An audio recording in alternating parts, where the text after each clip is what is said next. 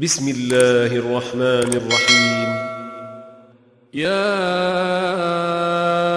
أيها النبي اتق الله ولا تطع الكافرين والمنافقين إن الله كان عليما حكيما.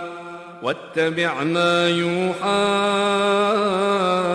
إليك من ربك إن الله كان بما تعملون خبيرا.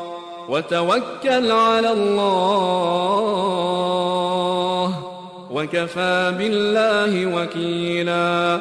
ما جعل الله لرجل من قلبين في جوفه وما جعل أزواجكم اللائي تظاهرون منهن أمهاتكم وما جعل أدعياءكم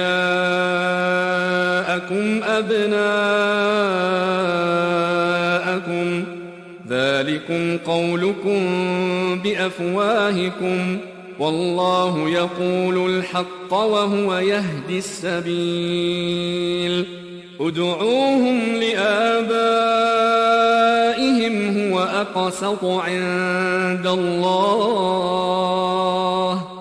فإن لم تعلموا آباءهم فإخوانكم في الدين ومواليكم وليس عليكم جناح فيما أخطأتم به ولكن ما تعمدت قلوبكم وكان الله غفورا رحيما.